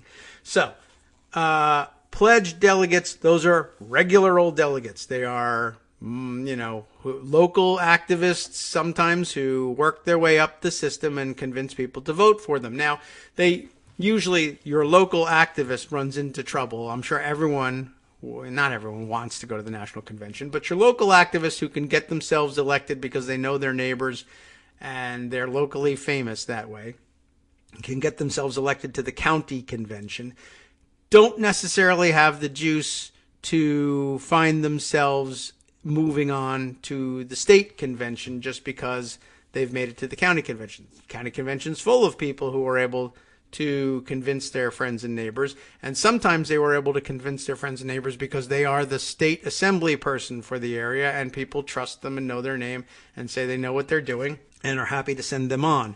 And then you get to the county conventions, or you're contesting things where you're contesting things for election to the state convention, and guess who wins in that one? The county or the state assembly person has a much better operation and beats out the local activist. And so it tends to run that way, and by the time you get to the state convention and you're electing delegates to the national convention, it just occurred to me I'm going to have to start it over again. with the 2-minute break because we're on the wrong one here. I started the 1-minute break music, which sounds identical. But anyway, you find yourself that the higher up in the levels you get, the more power brokers tend to be the ones who get to move on in these things. But they move on again as pledged delegates. And they're supposed to stick by the one who sent them for the first ballot. A little bit more about this, believe it or not, next. Hi, it's me, David Waldman, your host for Kagro in the Morning, and I've learned that I either need to update these announcements more often or stop saying that the announcements are brand new. What's not new is that this message, too, is a call for your support in keeping the Kagro in the Morning show on the air. My thanks go out to all of you who do support the show through your donations. The stats say that Kagro in the Morning fans download our program about 2,000 times each weekday, but our donors make up only about 8% of our daily listeners. Patreon.com, Patreon.com, makes it simple to make easy, secure, recurring monthly contributions to support our show. Patreon.com/KagroX gets you straight to our donation page. If we're helping keep you sane during the Trump era, consider what that's worth. $1 a day? 50 cents? One thin dime? We do about 20 shows a month, so pick a number, do the math, and head to patreon.com/KagroX to let us know. Thanks again, everyone, for all your support. Welcome back now to the Kagro in the Morning Show here on Netroots Radio. We'll let our music die down here. So, I hope I'm not making it more confusing, but it's entirely possible that I am. But you see that this is a process that each state has to go through, such that sometimes the delegates they end up sending to the National Convention aren't who you might think they are. They may not be deeply committed activists necessarily on behalf of the candidate for whom they were dispatched to the National Convention. Sometimes they are, sometimes they're not. Sometimes they're just the people who can organize more voters at the lower level conventions to vote on their behalf, with the promise that they will, at least on the first ballot, and that's usually all there ever is, vote as they're instructed to do. And people just trust that that's going to be the case. But as they move up, it tends to filter out the lower level activists, which is a kind of a disturbing thing. And I'm sure that a lot of people are kind of disturbed by that. And in particular, I would guess that Bernie Sanders people would be disturbed by that, not necessarily because they think, oh, well, the big machers in the party are anti-Bernie. That's sometimes true, sometimes not true. There are plenty of state delegates in various states who are committed Bernie Sanders supporters. But just strictly on principle, well, why is it that the little guy gets filtered out in all of this in favor of people who have political networks and are insiders? And the answer is the same one that I think disappointed a lot of Bernie Sanders supporters last time around in 2016. The answer is that the people who have spent time networking and getting to know people and winning the trust of various people across various counties or various precincts, or depending on what level they work, inside the Democratic Party in their state, well, what are you going to do about the fact that they have a reservoir of trust that they've built up with hundreds or even thousands of people all over the state versus someone who's brand new and doesn't have that reservoir of trust, but is a deeply genuine person? I mean, there's no reason why the other person with the reservoir of trust isn't also a deeply genuine person, although the tendency is to see them as an operator and so therefore not deeply genuine. But sometimes the reason that they have the trust of thousands of people is that they are deeply genuine people. And how do you discount that? How do you account for that in the delegate math? And the answer is you don't. The votes are the votes. And what's undemocratic about sending the person as a delegate who can garner the most votes on the question of who should be a delegate? That's as democratic as anything. But anyway, the upshot of it is, of course, the people who have done the work tend to be the ones who get to go. And the ones who have done the work also tend to be the people who become party insiders, for lack of a better term. And that doesn't necessarily carry any stigma, or shouldn't carry any stigma with it, although sometimes for some people it does. But anyway, it's an interesting phenomenon, but there's really no way around it if you are, trusting of democracy. And maybe you're really not, if that worries you that much. But anyway, so this is how the delegate selection process moves on, and it eventually lands on sending pledged delegates to the National Convention. The now superdelegates, who are they?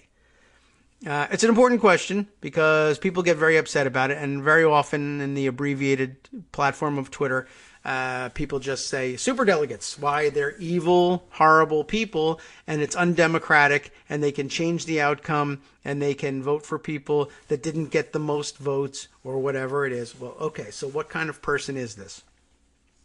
The National Democratic Party has set aside this category of people who are unpledged delegates to the National Convention. They don't have to depend for their ticket to the convention and their right to vote on the precinct or county or state level elections to get their ticket. They go as an automatic delegate, for one thing, and because there's no election process for them, they also go as unpledged delegates.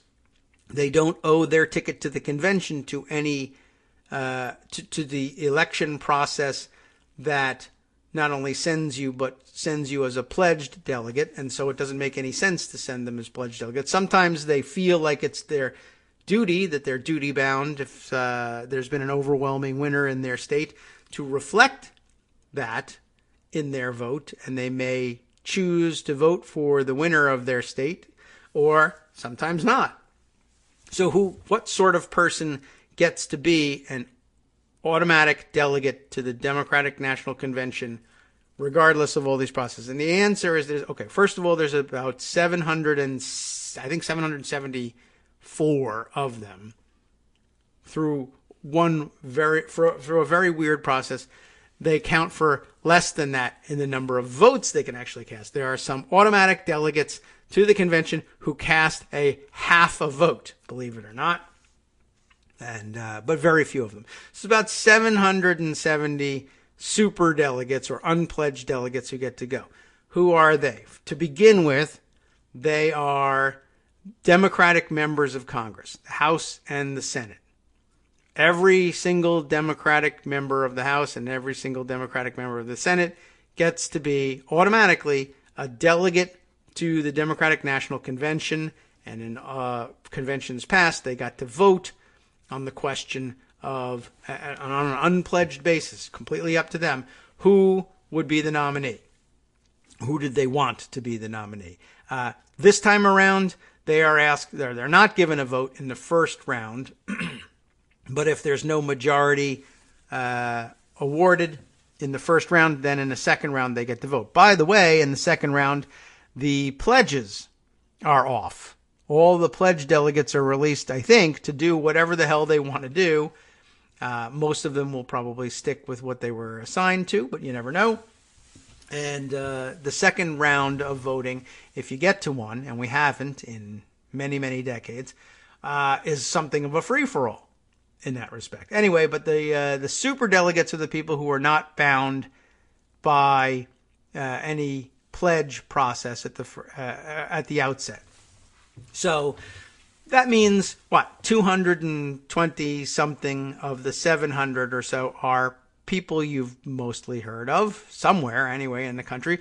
They are Democratic members of the House. This is another big complaint about superdelegates. Well, it's undemocratic because they're unelected. Nobody voted for them to be delegates to the Democratic National Convention the way others did in the state conventions for the pledge delegates, and so it's not fair.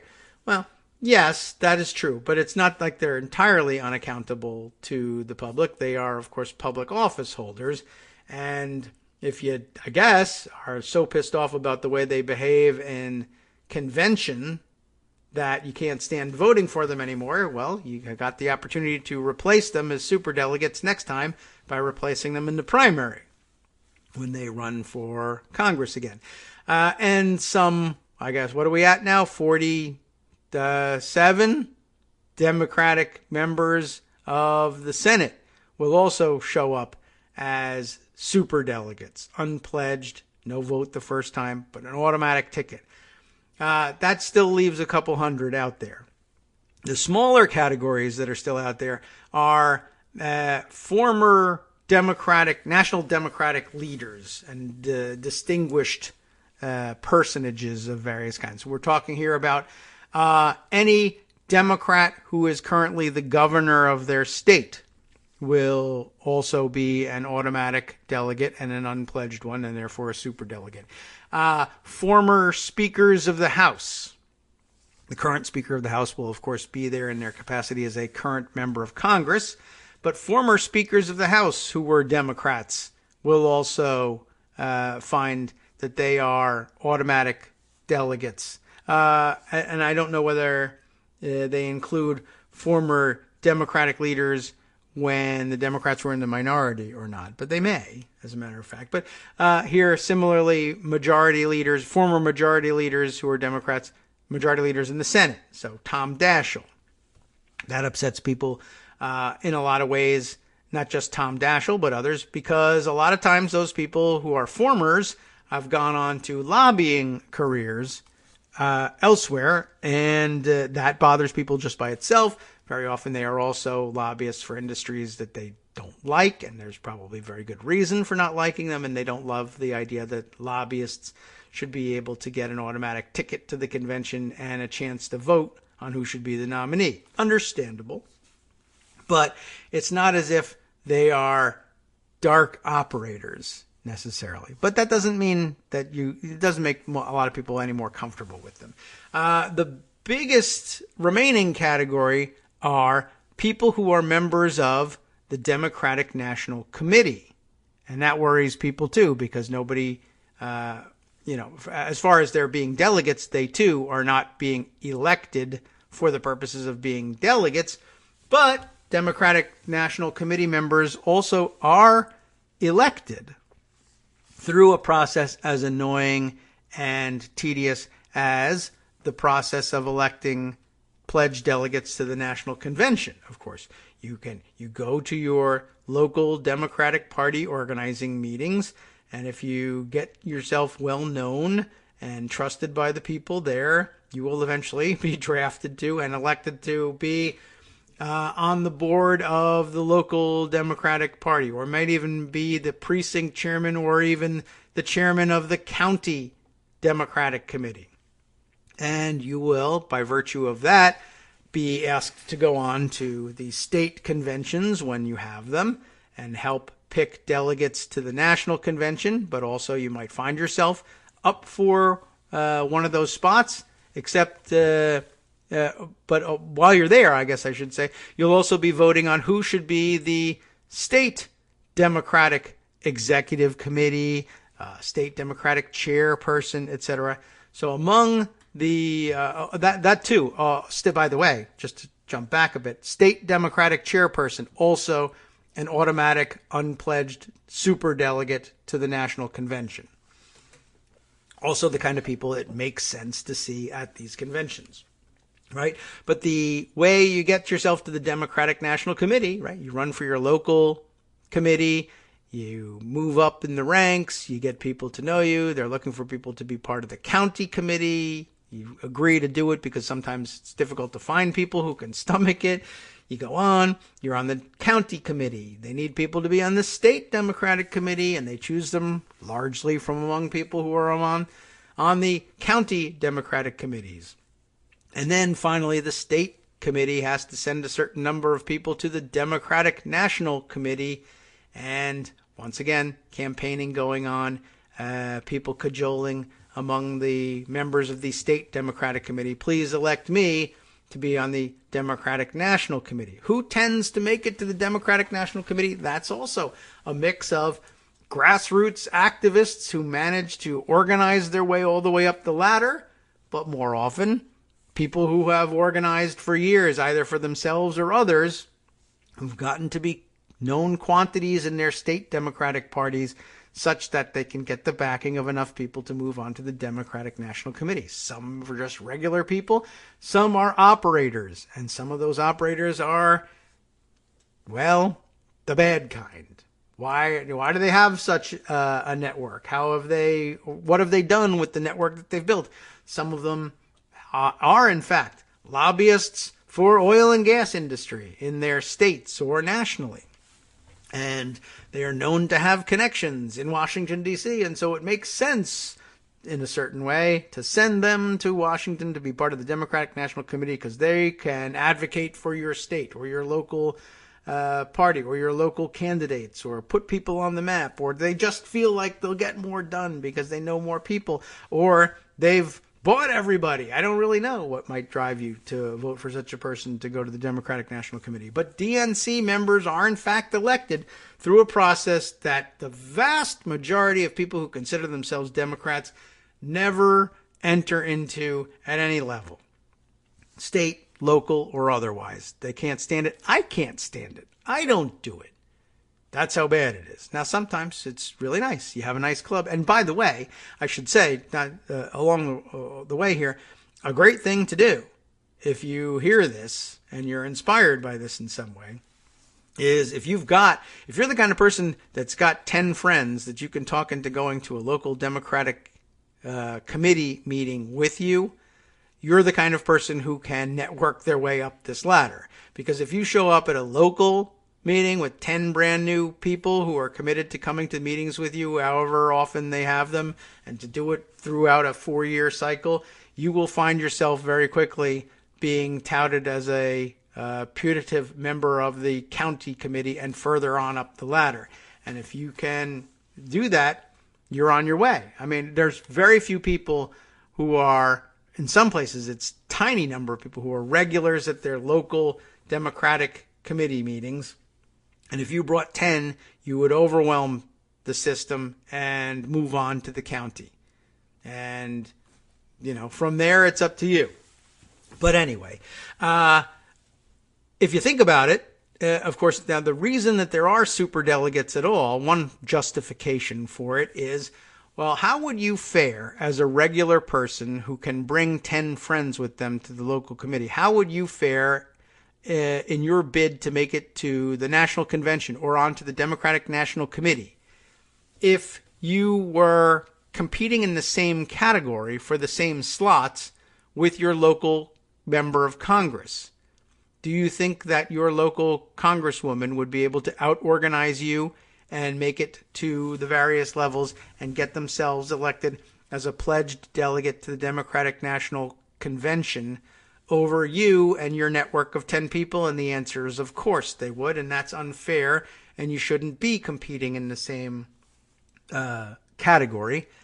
And then part 2 of the game is, do we believe, as I do, as I've argued, do you think it makes any sense to exclude the Democratic members of Congress and other Democratic leaders with whom a putative Democratic president, the presidential candidate that we put forward from the party, would be working to implement their legislative agenda? Or do you think that they ought not to have any sort of input into who gets nominated as president? To me, it makes a certain amount of sense. This is the person that if things go well, Democrats in Congress will be working with to implement the legislative agenda of this new president.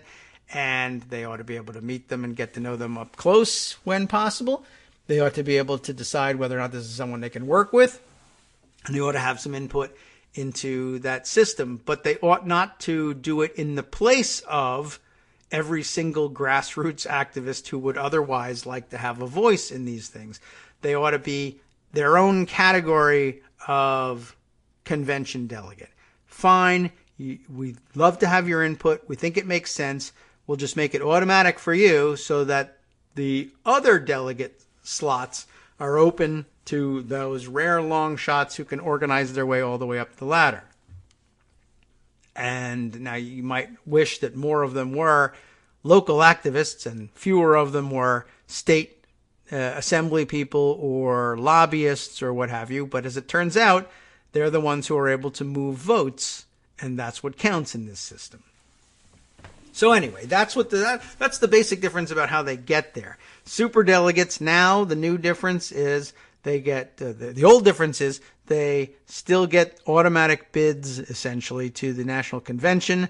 The new rule is they don't get to vote on the first go round, but that won't matter if somebody gets a majority of the delegates heading in. There won't be a second round. If there is a second round, and there is a second round because the grassroots elected delegates cannot come to a conclusion about who should get a majority of the delegates because they're pledged that way. But they cannot, essentially they're asked the question, who do you want? And they can't decide. Then the question is asked of them again, plus some tiebreaker votes. The people who are members of Congress, who were recently leaders in Congress, who are state Democratic Party chair people, who are the governors of their states as Democrats, etc., etc.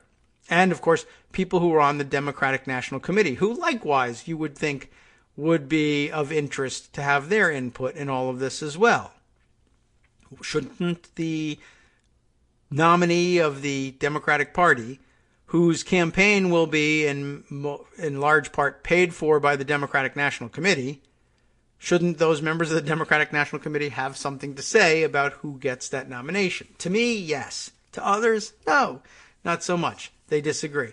I have here an interesting thread, and maybe we'll just make this the ending of the show here, because we've obviously spent lots of time on the topic. We'll get to the Don McGahn case and the fallout, because I told you I would definitely get to it and then said that means I won't. Fulfilling that prophecy. Perhaps we'll do that one tomorrow. Another thread from Dave Camper, who I mentioned on Friday, I think, when we talked about I think we were talking about the question of Bernie Sanders making use of the National Democratic Party machine to run for Congress. And again, this was also the preceding material was also helpful in clarifying more about what it means to tell the people who, as we said, built the Democratic Party machine, that Bernie Sanders is the one who is going to be using it now, and we don't like you very much because you're a part of this terrible, awful, corrupt, dark money machine, and we want you out of the way because establishment, yuck, disgusting, gross, everybody hates them, right? And you realize, well, again, the people who find themselves in a position to make it all the way to their state conventions, let alone all the way to the national conventions, again, are the people who have spent many, many years, and in some cases decades, getting to know and gain the trust of all the usual players who show up and comprise the local precincts, the county conventions, the state conventions, and yes, eventually the national conventions. And don't they, I guess, to me, doesn't it make sense that they would be a part of the process as a result of all of that work? To me, it makes sense. Yes, I would suspect even to most Bernie Sanders advocates that also makes sense. When it becomes troubling is where money ends up substituting for gained personal trust. But in the delegate game, that doesn't really happen quite as much as you might imagine. It doesn't happen in the same way as it does in the candidate game, where communication with the electorate is much less personal. Very rarely do people ever personally meet their candidates a lot, and they get most of their messaging through television. That's where money can change things. Not so much the case in the personal campaigning that goes on at county conventions. Anyway, but that's what we meant by, I mean, the person that's put in that kind of time to not, it's one thing to lose I guess you go into your bid for a seat at the state convention or national convention knowing that that could happen. What you didn't realize you were signing up for was being disdained by the supporters of the new nominee and being pushed out or marginalized or hated simply for having done the work of getting to know your fellow Democrats. But anyway, so Dave Camper's newer thread actually begins talking about delegate allocation more than in anything else, but it becomes a very interesting thread that touches on this subject.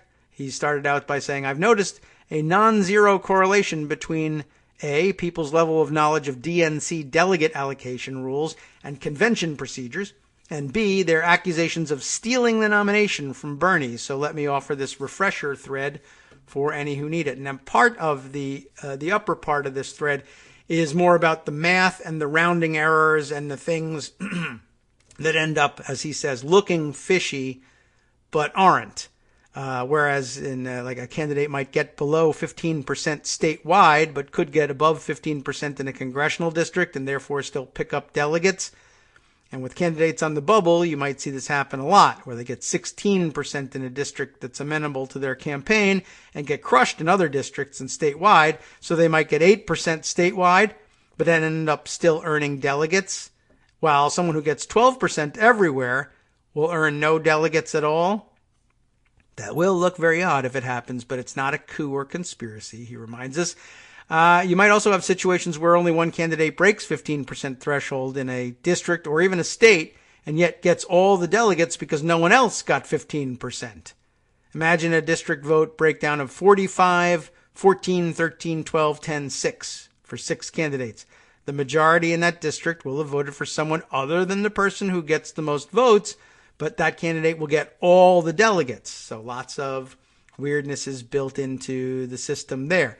Another factor might be important is that because many of the delegates are allocated by congressional district, differential levels of turnout might make something look more sketchy than it really is. For example, imagine a candidate who really inspires college students, so much so that turnouts in districts with large numbers of student voters goes through the roof. The huge turnout in that district, though, doesn't affect the delegate allocation in the other districts, although it will affect their statewide allocation. So it's highly possible that the candidates' vote totals across a whole state will not match the share of delegates they get. And indeed, that's nearly certain to happen in some states. Still not a conspiracy. And then he goes on to say, let me add, before I get to the convention itself, that nothing in this tweet thread is meant to argue that the current system is good or special or anything. Just that's the system we have. Another thing before we get to convention, who are the actual delegates? And that's what we've been talking about here today. This process varies wildly by state. In some states, you actually vote for delegates by name on the ballot. In others, a state convention decides who goes. And there are other variants. Most of the time, a campaign is therefore able to ensure that its delegation has people who are strong backers of the candidate, but not always. This is especially true in caucus states, as we discussed, where the layers of meetings mean that the delegation might not contain people who really support the candidate they're ostensibly a delegate for. Campaigns need to pay close attention to the process of selecting who a delegate is. Falling asleep at that switch isn't a conspiracy by others. It's malpractice by yourself. This matters, of course, for 2 reasons, one smaller and one much bigger. While pledged delegates are bound, and he puts that in quotes, to support their candidate on the first ballot, it's clear there is no legal mechanism for forcing them to do so. It's unlikely, but there is a chance of faithless delegates who vote for someone else on the first ballot at the convention. However, as I say, that's unlikely. More significant, though, is once the convention has finished its first ballot for the presidential nomination, all delegates are free to switch to other candidates if they want to. There is no requirement for delegates to dance with them what brung 'em, so to speak. They can jump ship. You may not like the rule, but it's not remotely new. A majority of delegate votes cast at the convention decides the nominee on the first ballot. So that's the one where superdelegates don't vote. Starting with round 2, they can vote. Again, he says, note that there are only 771 superdelegates and approximately 3,979 pledged delegates. So superdelegates, even if completely united, which they're not, will not be the primary deciding force. But that doesn't stop people from being angry about that anyway. There's more to it, of course. He goes on for quite some time about it. You should read through it. We'll discuss it some more. I hope this actually made it somewhat more understandable instead of more confusing. And for those of you waiting to find out about Don McGahn, who are just dying to hear me say it, well, you don't have to die. You can actually read the articles about it. You probably already have. But all I guess really I wanted to say about that one was, I guess Armando summed it up for me, saying this case, like Mana to me, unhappy Mana, of course. From Daily Kos Radio on netrootsradio.com. You have been listening to the Kagro in the Morning Show with David Waldman. But like Mana to me, only because I've been telling you for like 13 years that this is the way the courts were going to decide this thing. We'll discuss it a little bit more tomorrow and in the days to come, I'm sure. Now, of course, stay tuned for the West Coast Cookbook and Speakeasy with Justice Putnam, who I'm sure will not spend anywhere near this amount of time on a delegate selection process, and wisely so.